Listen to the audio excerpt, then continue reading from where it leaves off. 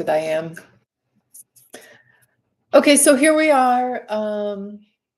Thanks for being here, Sarah. I don't see any numbers on the screen, and hopefully that will change. I just sent an email out to my group. If you're interested in signing up for the email list to get notifications about events and just some the events and special offers that I have as part of my practice and the healing modalities I offer, just it's like the best place to be for that. Things I have in front of me right now are this is smudging, a piece of wood for smudging, and I have my tea here, just offering nourishment, this connection to something else, this detox experience that I'm encouraging as part of my process here. So my focus for wellness in this month is clarity. And I feel like with clarity comes this extra focus of clearing things that are in the way, whether it is a lack of health or a struggle to connect to purpose. When we are disconnected from our sense of purpose, when we are in a place where we are out of alignment energetically, emotionally, physically, very often we can get a symptom of a feeling, this experience in our body that we quantify now as the experience of anxiety. And so anxiety is felt in different ways by everyone. Sometimes it's a racing mind, sometimes it's a racing heart, sometimes it is digestive issues, sometimes it's a headache, sometimes it's, I don't know if I said this, racing heart. Sweating. I mean, the list can go on. And it's almost always stress related. So I'm lighting my smudging stick as we're talking here. That's what that noise might be that you hear. Because I'm offering this information and I'm sending it away. The concept of smudging is trusting this extra experience of something is going to cleanse with this experience of the smoke, take it to another dimension, dissolve it, turn that into smoke, vapor, take it away so we can disconnect from it. I'm smudging an object also as part of this. And the reason for speaking of all of this is connecting that feeling of anxiety or the racing heart or whatever those symptoms are, bringing them back to a stress response. So however deep you are in this experience of anxiety, self-diagnosed, diagnosed, have a condition, have whatever, we're going to just separate from that for a minute. And we're going to come to a place of recognizing that it is maybe possibly that maybe that might be easier for you to connect to a stress response, because we are going to do a tapping routine here in just a minute.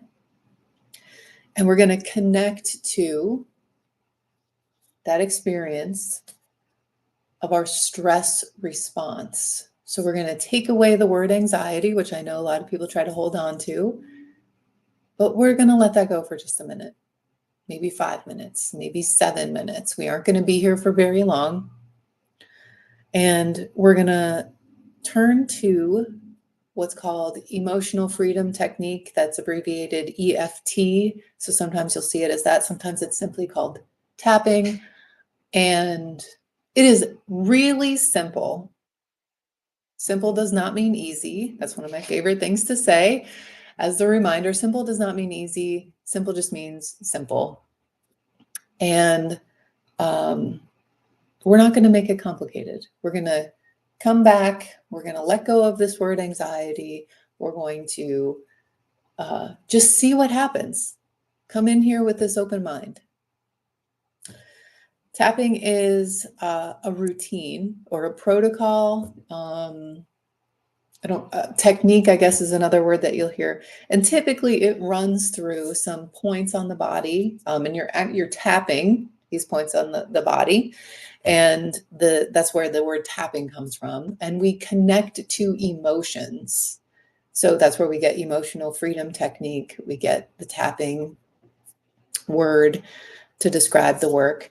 And we're connecting to areas of our body that relate to meridians and vessels, which is ties in with Chinese medicine and qi.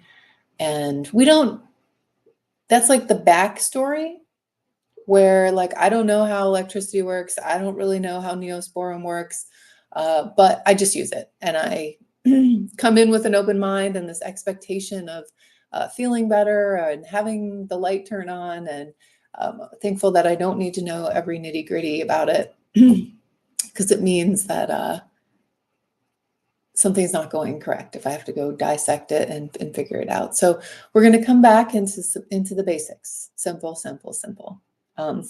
Tapping technique, we're going to go, this is karate chop point, side of the hand, top of the eyebrow, side of the eye, underneath the eye, under the nose, under the mouth or the chin. These are my collar bones right here where my fingers are. I'm going to be just below that, but that's called the collarbone point. And underneath, this is the armpit point, which this is my armpit. This is below my armpit. So there's like a bra line right here. There's like a hand width below the elbow for another reference. And then we're gonna give those points attention in that order a couple times. And then we're going to end with some tapping on top of the head, which I'm back to being distracted by my hair, which is so funny. And so, yeah, we're just going to start. We're just going to come in here with an open mind. However you're feeling, whatever the word is, whatever's that's on your mind as far as a condition, a diagnosis, an issue. We're just going to come into this moment. Put that down. We don't want it anyway, right? And we're going to settle in and just see what this whole tapping thing is about. So when we begin, we're always here. This is the karate chop point, the side of the hand. It's called a few things. This is a point of acceptance. This is the area that we offer it when we offer our hand for a handshake, and it's what gets received and squeezed in a satisfying handshake. And we're going to acknowledge acceptance of ourself. So when I tap here, I'm going to say, recognize what the problem is, what my symptom is, what has my attention, even though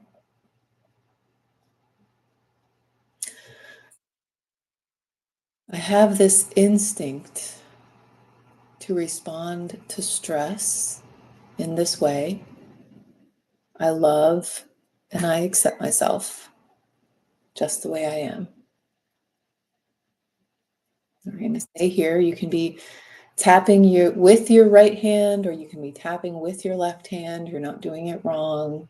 There's a whole big space right here. Just give some percussion to this area.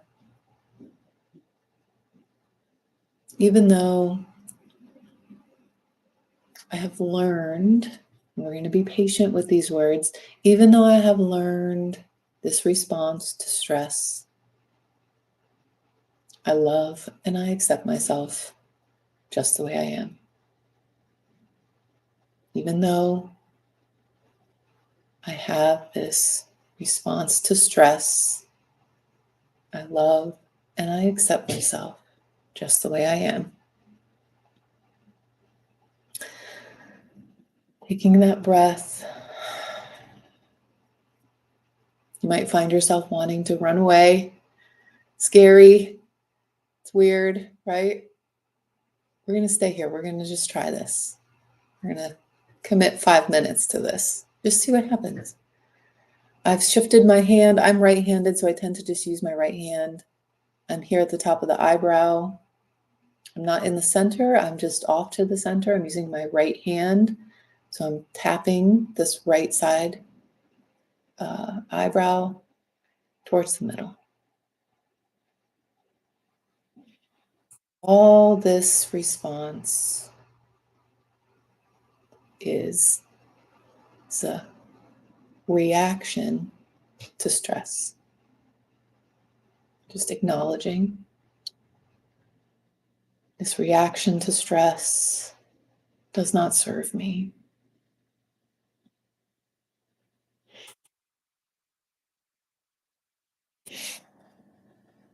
All the stress, I'm sorry, I'm under the eye now. I've switched 2 times. We'll go back to the side of the eye. I forgot to mention that. All this stress is a reaction. It's a choice. Under the eye, all of this, my everyday, whether I choose for action or choose no action, I'm choosing. I'm gaining control and recognizing I have a choice. All this stress, I've moved to under my nose, above the lip. All this stress, I can't control the stress, but I can control how I feel about the stress. I'm under the chin, all this stress.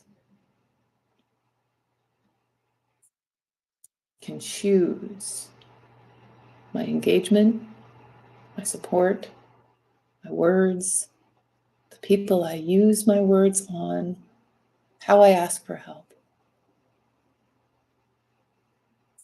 The goal is to reduce stress, to find a sense of calmness. Step 1,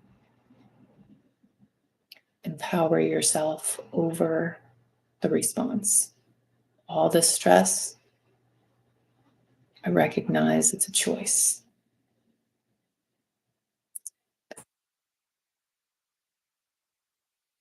Here at the collarbone, just underneath, all this stress, my response to stress, these are choices.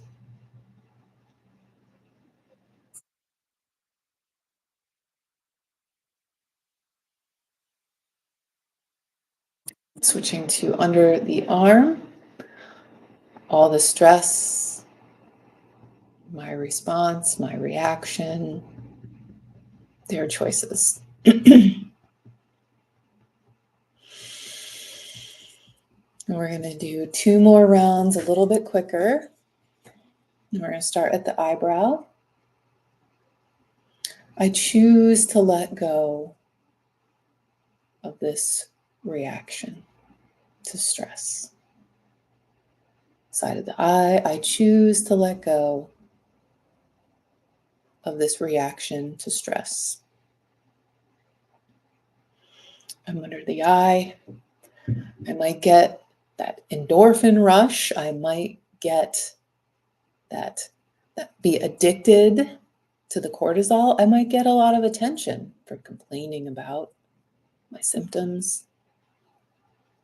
I'd rather get attention for my self-care, my commitment to me. Oxytocin, that happy hormone, takes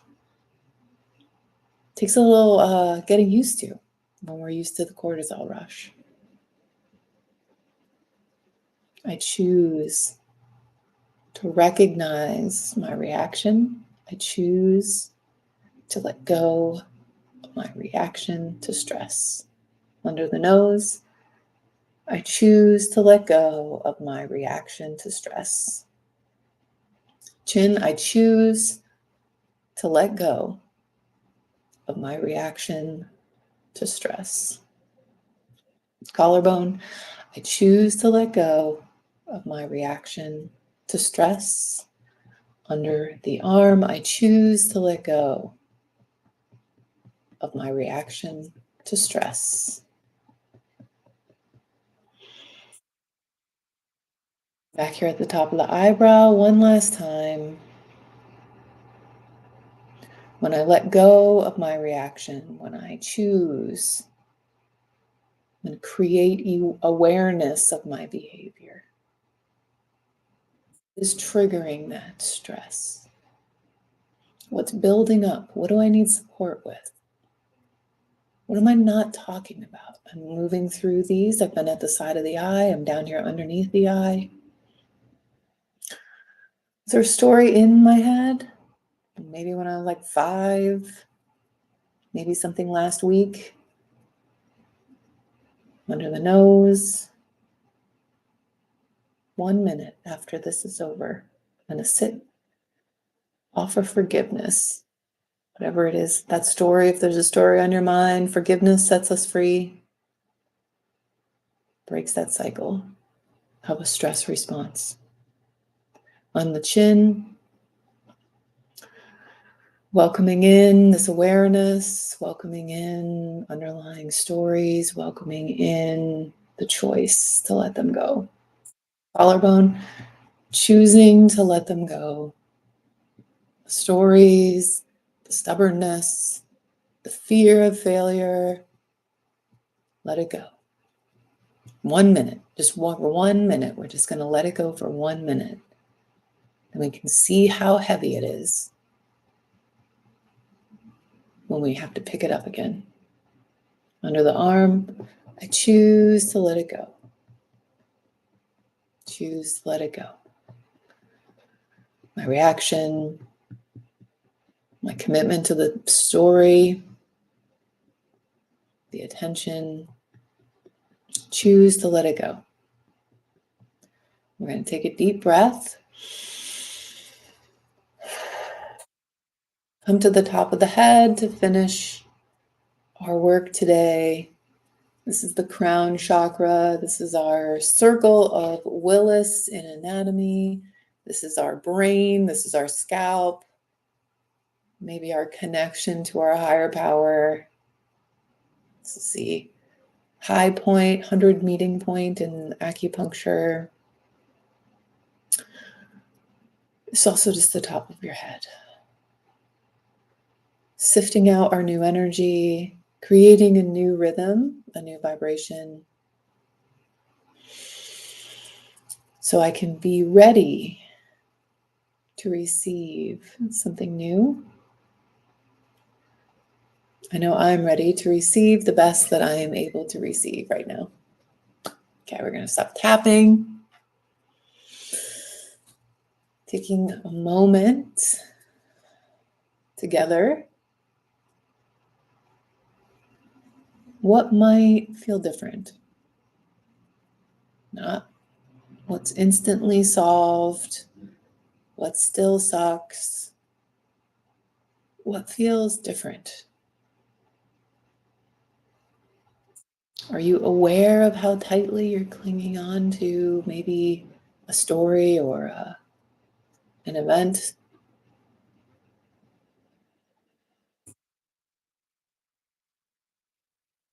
Maybe you have let something go. Maybe you're thinking about forgiveness now. Beautiful work of the Ho'oponopono prayer.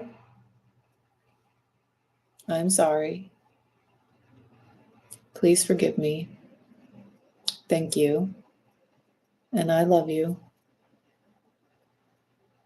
When we can say those 4 things to the event, the person, the thing, the situation, the whatever, then we truly have come to a place of forgiveness. And we are set free.